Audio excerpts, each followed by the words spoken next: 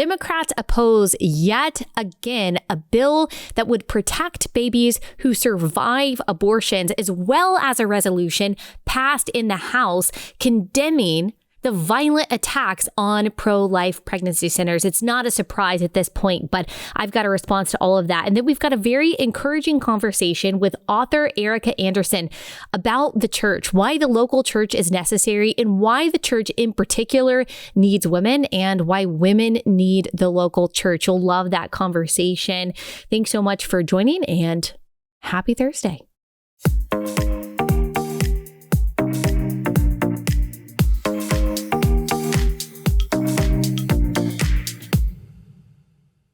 Okay, y'all, you've almost made it through the week. This is like the first week that the year really started. All your resolutions, all your goals, all that stuff, it really started this week. Or if it didn't start for you this week, it can always start next week, or it can start tomorrow. God's mercies are new every morning, like we talked about on Monday. All right, to close this week, we're going to have a very encouraging interview, as I said in the intro at the end of this, with Ericka Andersen about the importance of going to church. Maybe that's a resolution that you have. Maybe you're like, this year is the year that I go back to church, that I start tithing, that I become a member of a local gospel preaching church. We're going to talk about that.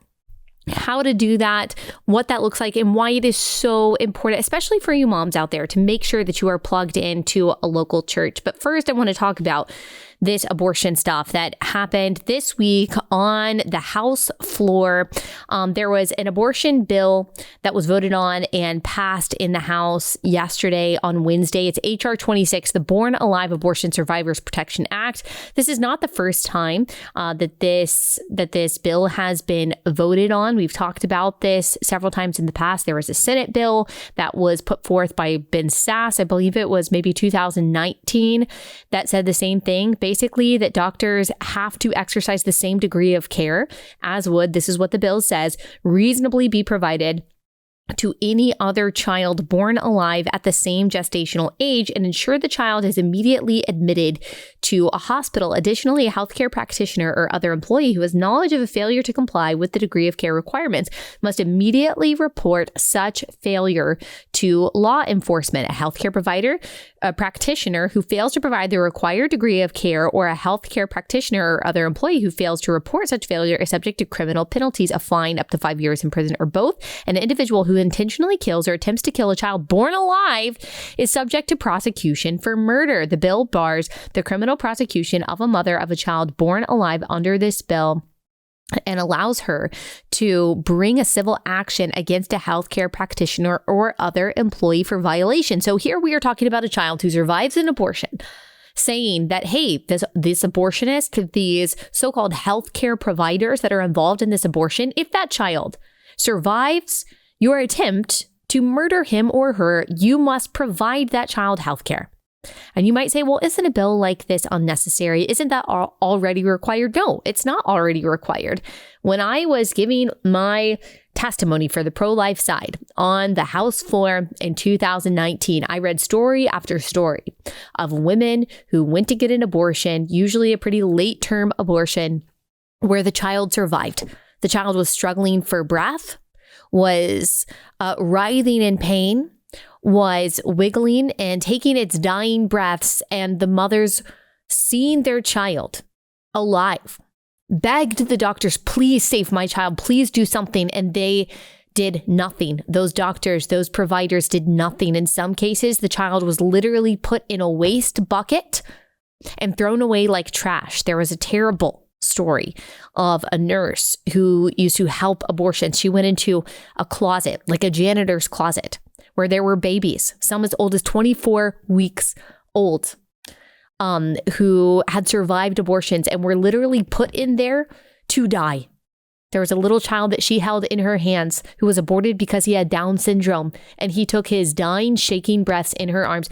These are not exaggerations. These are not fables. These are not tactics for emotional manipulation. This happens every year in this country, where babies are born alive. Kermit Gosnell, you don't know who he is? Look him up. Look up Leroy Carhart. Again, these are not just tales that we pro-lifers tell you to try to guilt you into being pro-life. I'm telling you the reality of abortion. And even when that is not the case, when the baby doesn't survive outside the womb, the only difference between the baby outside of the womb and the baby inside the womb is time and location. There's no difference. And so even if the baby is only alive inside the womb, that baby is still being poisoned or dismembered, brutally, violently murdered in some way. And so Republicans are not even in this bill restricting abortion in any way. They are simply saying, hey, if that baby survives and is outside the womb, you got to do something about it to help that child. And Democrats said no. Every Democrat except for 2 said no. Doctors should not be required to provide a living, breathing child outside the womb with help. Remember the Democrat governor of Virginia, Ralph Northam, how he said on a radio show that it should be up to the doctor and the parents, if a baby survives an abortion, what to do with that child, that you make that child comfortable as you decide what to do? That's murder. That's murder. All right. And so if you are supporting the side who is vehemently and totally unabashedly, unapologetically supporting the murder of unborn children and the murder and the negligence toward born children, what are you doing? What are you doing? There's no excuse for that. I'm going to play you a couple clips in just a second of Democrats defending this, calling this an extremist bill. And then I've got some criticism for Republicans as well. But first, let me tell you about our first sponsor for the day. That is Naturally It's Clean. So I am getting messages from you guys all the time saying, hey, what's that cleaning company that you're promoting that you say takes all the stains out of your carpets and out of your shirts and makes your stainless steel appliances look amazing? It's Naturally It's Clean. I love this company because I love their products. They provide effective cleaning products using powerful plant-based enzymes. These are hospital-grade solutions, so they really work, but they don't reek of nasty chemicals. They've got specialized formulas for every area of the home. Like I said, I love the carpet cleaner, the multi-surface cleaner, also love the stain remover for all of our clothes. You moms know how often you use those stain removers. And I love that it is safer for my family, for my home, than the typical standard cleaning products because their ingredients are so natural. Everything is made in America. They offer free shipping on all cleaning kits. If you go to naturallyitsclean.com/Allie, you can see the products that I love the most. You can get an additional 15% off your order. Naturallyitsclean.com/Allie for 15% off. Naturallyitsclean.com/Allie.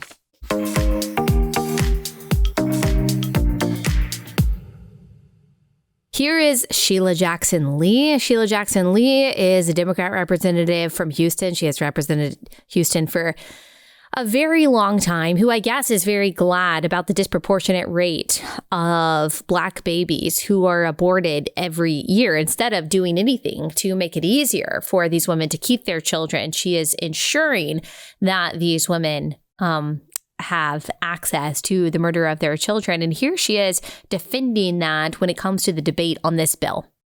I know that this is a most personal decision and one that families do not want to make.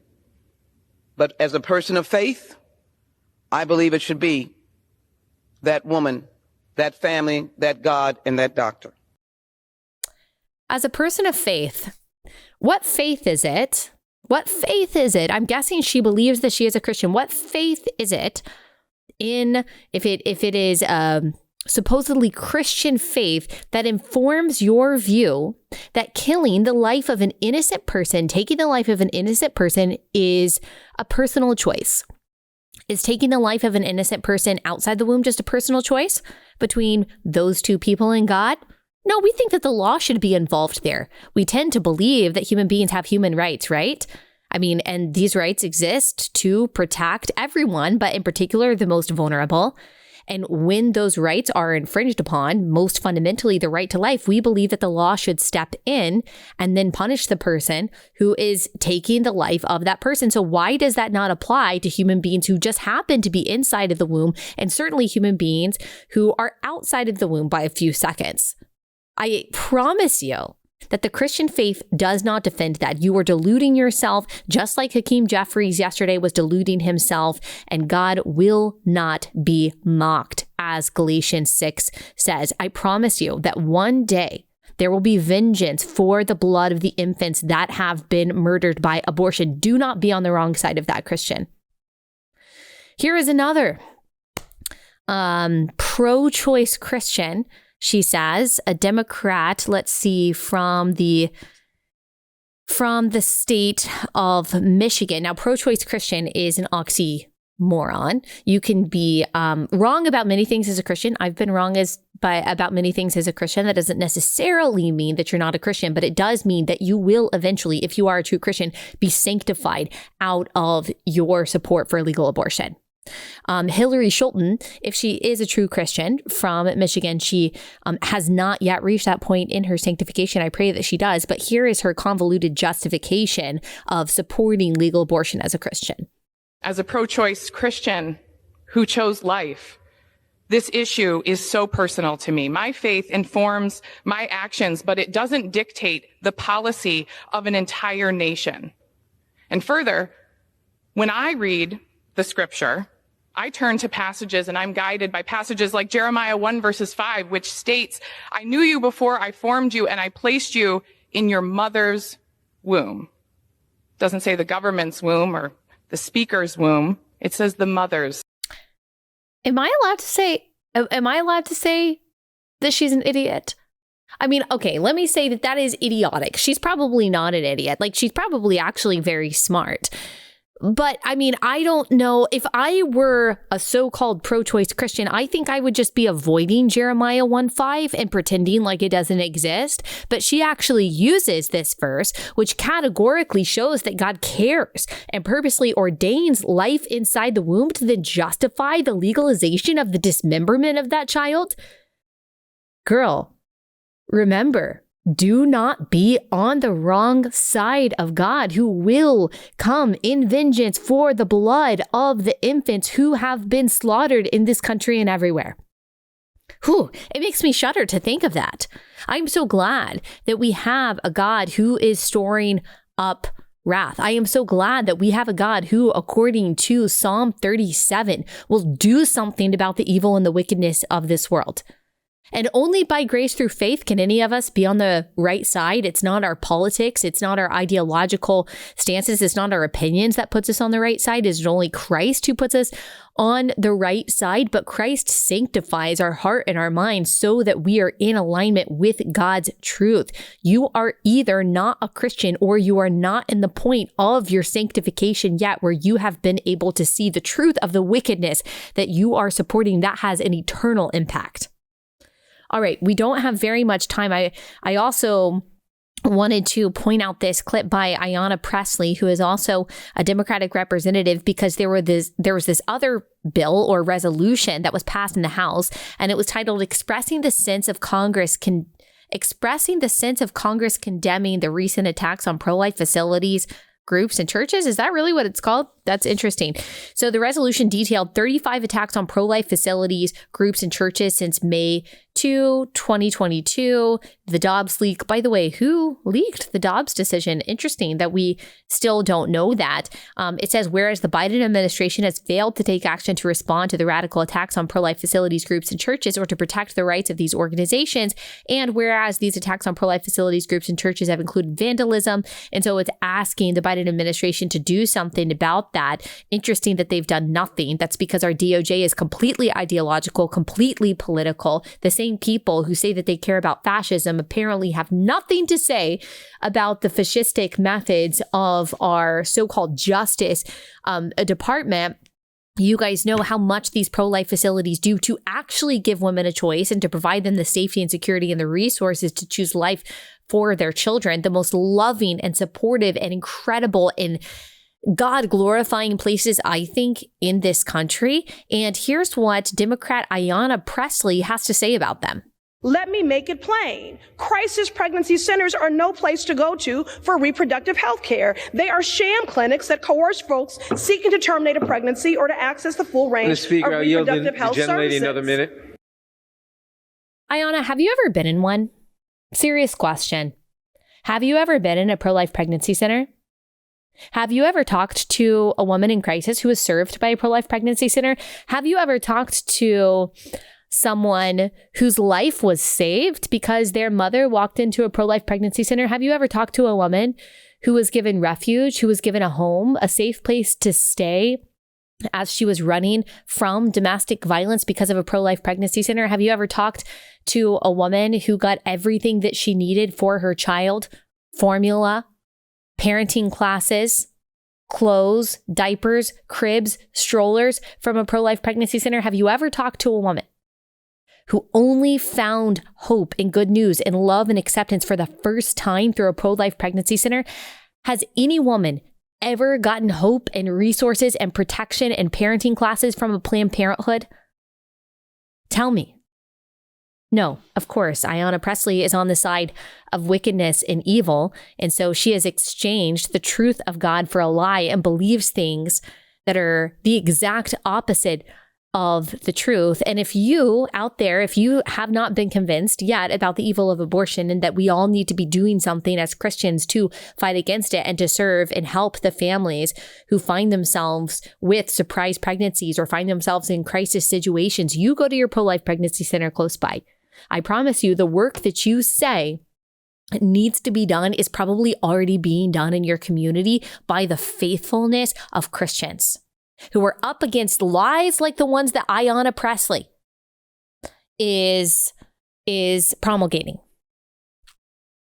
The work is already being done by faithful Christians, and it's time for all of us to join in and do something about it. God is moving in spite of the stupidity and the corruption and the wickedness and the bloodlust of people in Congress. Now, the one criticism that I've got of Republicans, before we close this segment out in all of this, is that I wonder why. Maybe someone can tell me, like maybe I'm missing something, but Republicans had the White House, the House and the Senate. Was why didn't the Born Alive Act pass then? And I genuinely wonder about that. Why, when we were in control of everything, could we not get the votes for that to pass? That seems like something that's important. But even if it is just to make a point about the wickedness and the depravity of where Democrats are and the extremism of where Democrats are when it comes to abortion, I think that is worth it. Remember, the two sides are not the same. One literally stands for murder. Keep that in mind. All right. We're going to get into a little bit of a lighter conversation, an encouraging conversation with our friend Ericka Andersen in just a second, but I just wanted to make sure I responded to some of that absolute craziness. Let me tell you about our next sponsor for the day, and that is Relief Band. So if you struggle with nausea for any reason, whether you've got morning sickness because you're in that first trimester of pregnancy, or whether you're going through chemotherapy, or you get motion sickness, or you get sickness with anxiety and travel, but you don't want to take medication that you're afraid is going to have terrible side effects, you need to try Relief Band. Relief Band is a band that you put on your wrist. It stimulates a nerve in your wrist that signals to your brain to then tell your stomach to stop getting nauseous. Relief Band is the #1 FDA-cleared anti-nausea wristband that has been clinically proven to quickly relieve and effectively prevent nausea and vomiting. I've got a friend, she's in her first trimester and she's using it right now, and she says that it works for her. My sister-in-law, she has had motion sickness forever. She really likes Relief Band. So try it out. No side effects, and it's a totally natural way to help you curb that nausea. So go to reliefband.com, use promo code Allie, and you'll receive 20% off plus free shipping and a no questions asked 30-day money back guarantee. So if for whatever reason it doesn't work for you, send it back. You get all your money back. Relief Band, ReliefBand.com. Use promo code Allie for 20% off plus free shipping. Reliefband.com, code Allie.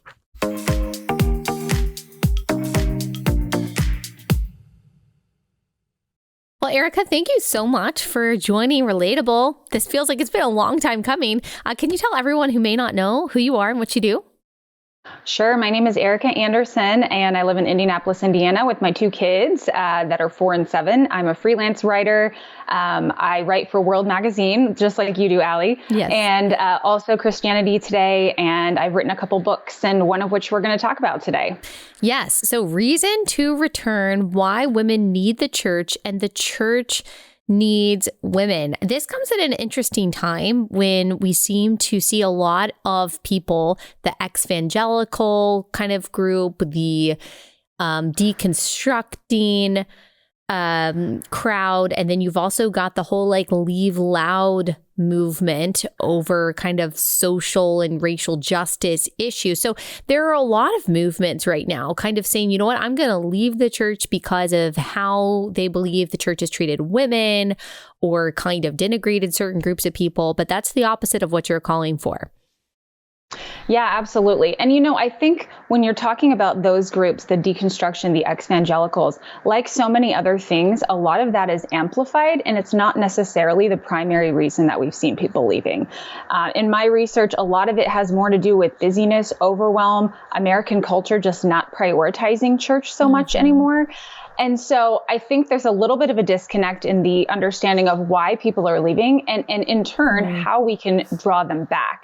So I definitely think that leaving church is not the way. And I dig into a lot of data about why that is, some of which you talked about on your show a couple of weeks ago in terms of like the generosity factor and the mental health factor. Yeah. So tell us a little bit more about those reasons that you found in your research. I know you just said kind of lack of time and people simply not prioritizing going to church on Sunday mornings. Why is that? It obviously used to be more of a priority in American life, but it's not now. So why the shift?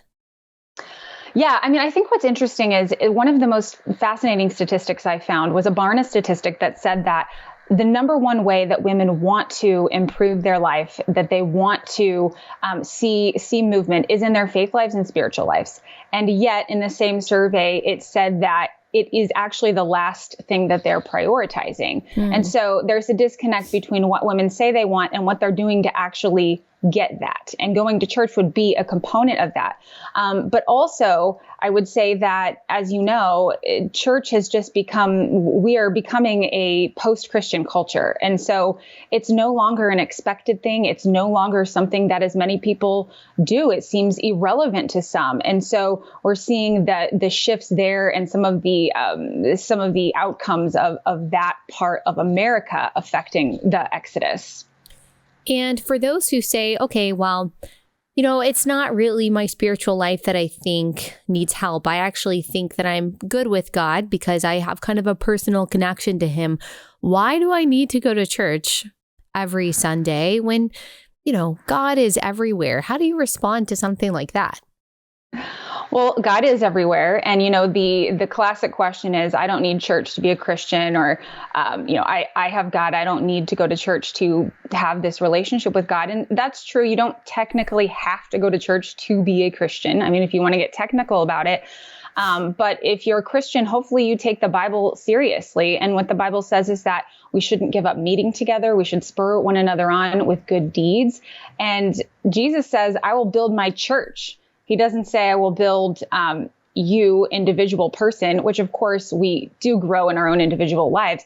But there's a strong emphasis on the church body coming directly from Jesus. And, one of the verses that I was just reading the other day, it says, be shepherds of the church of God, which he bought with his own blood. Mm-hmm. And so to sort of disassociate or reject this church that Jesus bought with his own blood, that doesn't seem like a great idea. But at the same time, I understand that sometimes people have been through things. Sometimes people have had bad experiences. And so I want to ask people, can you open your heart and mind to envision another experience of church, maybe one that's different than the one you've had in the past? I live in the Bible Belt, and a lot of my listeners do too, which means there are a lot of options for churches. They are not struggling with a lack of opportunity to go to church, but it can be really overwhelming. They know, especially if they listen to the show, they've heard me say a million times, you need to find a church that is preaching God's word, the whole word, unapologetically. But that's not always easy to find. And sometimes you go to a church that makes you feel good, or it has good classes or resources or mission trips, but you're not really sure about what's coming from the pulpit. And you don't know really how to weigh all the different aspects of the church to say, okay, this is what's most important, or this is important too. So how do you recommend a woman look for the right local church in her area? What should she be thinking about? Yeah, I mean, I actually created this little free course thing called How to Find a New Church 101. So I go into That's that. great. And if you buy the book, you can just get that course for free on my website. But some of the things I talk about is first of all, you just start with the basics. You start on a website. Most churches have their doctrinal statements listed on their website, and you can find a whole lot about what they believe there. And you can immediately cross out some of the options that you may be thinking of. And yes, there are so many churches in places where I live, like Indiana and where you live. And so it's not necessarily easy, but I have seen, for example, I found my church, my home church that I've been at for almost 7 years, honestly, through just a local mom's Facebook board. And people are always very helpful in providing links. And so I got tons and tons of suggestions. And I was able to look through those, and you can start to filter out the ones that you don't think are going to be aligned with you. And of course, I think that the number one thing is that you go to a church that preaches directly from the Bible, that your doctrinal statements on that website are lined up, that the church is involved with the community, that they're discipling members. There's a lot of different factors. Some of the things are you need to have this. Some of the things are you want to have this. And sometimes that's a personal give and take, especially if you have kids and you might be looking for, a church that has opportunities for them as well. But it takes time. It takes intention. You're not going to just pick one on the map and find it. It's an important decision. And so it's worth taking the time to find the right church family. Yes. And there's no perfect church. And so at some point you do kind of have to say, you know what, maybe I don't like this. I don't know. This is not true for me, but just giving an example, like a kind of not important example, like I don't like this soloist voice who sings every Sunday, or I didn't necessarily agree with what my Sunday school teacher said, or different aspects like that. Like there is going to be a level of compromise, but there are things on which you don't want to compromise, like the doctrinal statements, like the theology, like the exegesis. Yes, like involvement in community and what they offer for community as well. And so it can take some time, but I do think it's important to, after a period of trying to figure out prayerfully, wisely, which local church to belong to pick one. Because I do think something that we see, especially among young people, my husband and I did this for a period of time too when we moved, is we just kind of dated a bunch of churches. And for a year, we went to church after church after church. And after every church service, we would have some kind of complaint or some kind of way that the church wasn't perfect. And we finally just had to grow up and say, you know what? There's not going to be a perfect church that is meant for serving me in every way that I think I need to be served. I need to plug into a gospel preaching church and serve others and serve the church, as you said. And so I think that that's also something for people to consider. Even if you're going to a church every Sunday, you need to be plugged into a church and tithing to a church. Yeah. And I would also say, there's this sort of a stereotype or myth out in culture, as we've seen, stuff about church too and all of that out there. Like there's this pervasive myth that, every church has this unhealthy aspect. And the truth is that there are unhealthy churches. There 100% are. And I don't want anyone to go to a church where there is some kind of abuse happening or there's no accountability. But there are far more healthy churches out there that aren't being talked about. Because the thing is that good stories don't get told because they're just good things happening. They're just people there being obedient to God and loving the people that walk through their doors. And that's not a scandal. And so I would say just be wary of some of the things you hear. Like, I'm not saying those things aren't true. They certainly have happened. But understand that the news picks up on the negative and not the positive. And there's so much more light than there is darkness when it comes to the church. Yeah. There are so many reasons to be plugged into a local church community, whether it's accountability or encouragement or you never know. Also, this is an aspect of the church that I've certainly seen recently in moments of crisis or acute loneliness or some kind of chaos where you find yourself reaching out for help and for support and for guidance and for wisdom. Like you have a whole pool of godly people to choose from whose job it is as members of your church to help you and to spur you on and to make sure that you're supported and taken care of. I don't know any other kind of community like that except for the local church.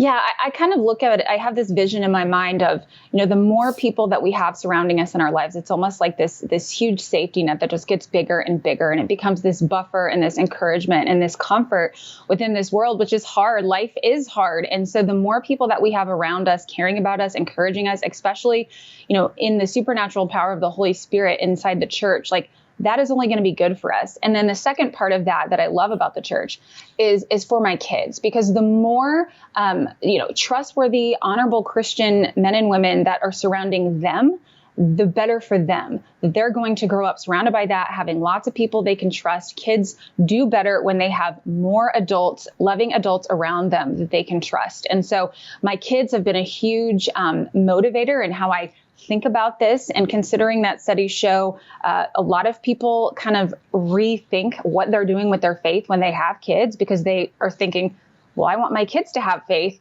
This is the time to be thinking about that, because people do make those decisions really before the age of 14, what they're going to end up believing for the rest of their lives.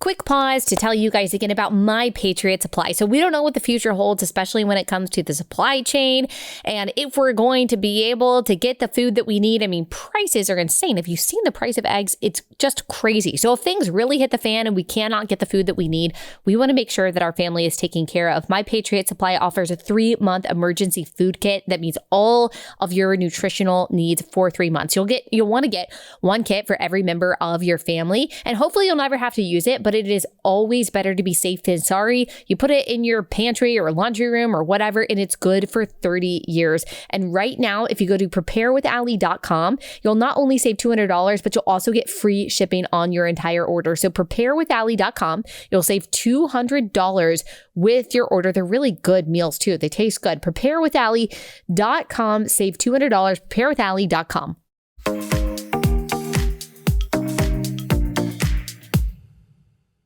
One obstacle that I know some of my friends have in going to church is that they don't have a supportive husband. Their husband doesn't want to go to church. They do want to send their kids to church, but I mean, trying to get all of their kids dressed by themselves, take them to church, and then you've got the whole issue of like, I'm going to this new church. Do I send them to Sunday school? Is my 2-year-old going to sit still with me? There's a lot of that. Like, what encouragement or advice do you have for moms who are kind of doing this alone when it comes to trying to raise their kids in the church in a godly way? Yeah. So, I mean, whether you're talking about a mom whose husband won't go, or you're talking about a single mom, which single moms are like the highest demographic of women leaving or that don't go. Yeah. I think there's an encouragement kind of built into my book, because I talk about how my entire life, my mom took us to church every week without my dad. I always caveat to say I have a wonderful father, so it's nothing against him, but he just didn't go. And my mom just made it this priority to take us. And I really believe that so much of the foundation of my life was built on her commitment and decision to do that. I mean, it certainly led me to where I am today to write this book. And looking back, I can just see how that habit, that practice of just going and faithfully being obedient to God by being at church made a huge impact in my life. But on the other side of things, I mean, I think it's thinking of your kids. It's thinking about how important this is for them and what they're going to get out of it. I mean, I think that you should go for yourself as well. But I think thinking about them is an extra motivator. And then lastly, I would just say that God created all of us Christians. We each have a spiritual gift that is meant to serve the church. And as the Bible says, the body is not complete unless we are all there. And so when you aren't in church, your gift is not being used. The body is not complete without you. You are missing out on the beautiful things that God does in the midst of his body. And so there's so much to be missed when you don't go. And I really believe it's that whole priority thing. It's worth making this a priority, especially as women are saying they want to enhance their faith lives. Yeah. And I just want to encourage those women too, that God is not impressed by like how quiet or still your kids are in church, or whether you are early or late, or whether your kids like keep their shirt tucked in the whole time. He is pleased by your obedience and your faithfulness, like even when it is difficult. And as you were saying, like your kids also benefit from that. My husband got me like a really sweet gift for Christmas. He got me this hymn book, and it's really just a binder with all of these Southern Baptist hymns that I grew up singing and that I sing to my kids at night. And I posted on Instagram that I remember the tunes and all of the lyrics to all of these songs. And it's not because I've studied them as an adult, but it's because my mom every night would sing to me from this Baptist hymnal. And I did not realize it at the time when I was growing up that those words were sticking in my heart and mind, and that they would come to mind 30 years, 20 years down the line, and that I would then from memory be singing them to my kids. And my mom was doing that because she was raised singing those Southern Baptist hymns, and she was doing that really just kind of out of habit. So something that she probably thought, or maybe she just didn't know, would make an impact on me would really stick because I probably wasn't sitting still. I probably wasn't paying attention. There were probably nights that I said, I don't want to sing those hymns. That made an impact on me for the rest of my life. It is now being passed down to my kids. And I just want to encourage you moms, especially those who are trying to do this by yourself, you taking your kids to church, you sharing the gospel with your kids, you reading the Bible to your kids, you're singing those hymns to your kids or letting them listen to hymns on Spotify, whatever it is, even if that doesn't seem like it's making a difference right now because your kids aren't paying attention and right after you told them about the fruit of the Spirit, they slapped their sister or something like that. It is. You never know how God is going to water and grow those seeds that you are faithfully planting now. And the local church can play a huge part in that, right? Yeah, my kids are definitely the most rowdy at our church. They're just like known for, it's the Sylvester kids. Well, my last name is Sylvester with my husband, but my author name is Andersen. But anyway, they are just known as like, those are the kids. And I even had my pastor call me one time and he said, hey, I just want to let you know that we love your kids and they are not a disruption and they make other people feel welcome to bring their kids. And so I am, definitely the kind of person that knows what it feels like when your kids are like making noises and all of that. And then also what you were saying, Allie, it's, I've learned this so much. I have a 7-year-old and a 4-year-old, and I take time to teach them theology. I take time to talk with them at home. And there is so much fighting that goes on. And sometimes it feels like it's in vain. But the next week, maybe one of them will say something that we talked about. And I'm like, oh my gosh, you were actually listening. Yes. And those things do matter. I interviewed recently the Christian singer. Her name's Ann Wilson, and she has this song called Sunday Sermons. And it's all about how she went to church as a kid and she felt like it didn't matter. And she walked away from God. But when she really became a Christian later in life, she looked back at all those Sundays that she went to church and she saw all those seeds that were planted begin to bloom and to grow. And so doing this for your kids is literally the most invaluable thing that you can do. It could have an eternal impact on their lives. And so I just don't think there's anything more important. What can we do as women who are in church to make it easier for the women, especially the single moms, but all kinds of women who have left the church to return? How can we get those obstacles out of the way and just make it more accessible? Yeah, well, the number one way people go to a new church is through a friend inviting them, which sounds so simple, but I think we neglect to do that sometimes because we feel like people will be annoyed, especially in this day and age. We feel like people might be even offended, but I think that's a good thing to keep in mind if that opportunity or the right time arises. I think also when someone does take a step into church or even a church event, another way that a lot of people get to church is through community events that the church sponsors. And so being involved in community events is a really big thing to do. But I think just ensuring that when someone walks through that door, that they are seen, that they are heard, that they are followed up with. One of the reasons that we stuck with the church that we did, we had been church dating, like you said. And after we left church the first time we went there, I was like, that was the most friendly church I've ever been to. It takes intention, but I think we have to really see people and be real and be vulnerable. I mean, one of the things that I did last year was I spoke in front of my church about, my decision to quit drinking alcohol and how I had a drinking problem. I shared that with the whole church. And because of that, I had people come to me later and say like, wow, I had no idea. And I think that vulnerability is something that we can have more of, so people can realize you can walk in the door with all of your crap and we want you to be here. Yeah. And we accept you as you are, where you are, and we just want to love you and bring you closer to God. Yeah. And, you know, I'm guilty of just kind of letting people go by the wayside that maybe God intentionally put in my path. Like, I'm thinking of women who have come through our Sunday school class. And of course, everyone's nice to them in the moment, but I never really followed up. You kind of get busy. You kind of focus on your own things. And, you know, I look back sometimes with regret and I'm like, oh, that person, you know, doesn't come to our church anymore. And I wonder if we had just tried a little bit harder. And so it's not that we are responsible for every single person who comes to our church, but maybe there's one person. Maybe there's one person that you should text. Maybe there's one person that you should ask to go on a play date, or one person that you should follow up with, because we can all do that. We don't have the capacity to reach out to every single person and to follow up with everyone, but we all have the capacity to help one person. So maybe that's a goal that we can all have in the local church. Is there one person that we saw that was alone or new or stressed that we can follow up with?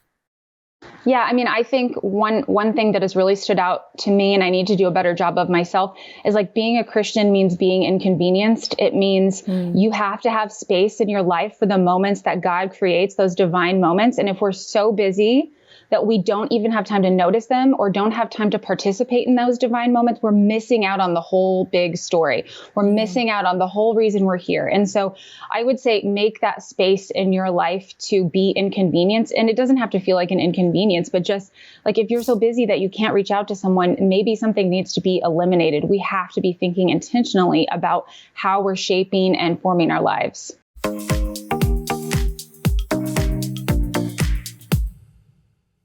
All right, last sponsor for the day, and that is Patriot Mobile. Patriot Mobile now offers service with all three major networks. So this means if you're with the big three and you like the service, but you don't like their values, you don't like them sending your money to causes that you don't believe in, you can access them with Patriot Mobile. Patriot Mobile is America's only Christian conservative wireless provider. They also offer a performance guarantee. So if you're not happy with your coverage, you can switch between the other three major carriers for free. So there's really no risk here. This is just another company that you can support that supports you in all of your values. Their 100% US-based customer service team makes switching easy. Go to patriotmobile.com/Allie, patriotmobile.com/Allie, or call 972-PATRIOT. Get free activation today with the offer code Allie, patriotmobile.com/Allie.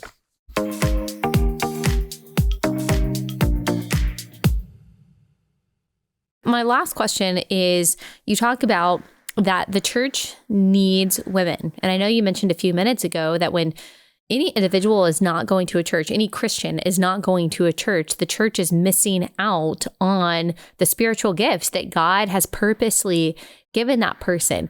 What do women specifically contribute to the church that is so necessary and could be missing if women are not attending? Yeah, well, I think women, like many times, not in all circumstances, but I do think God has given women certain spiritual gifts, oftentimes that he doesn't give men.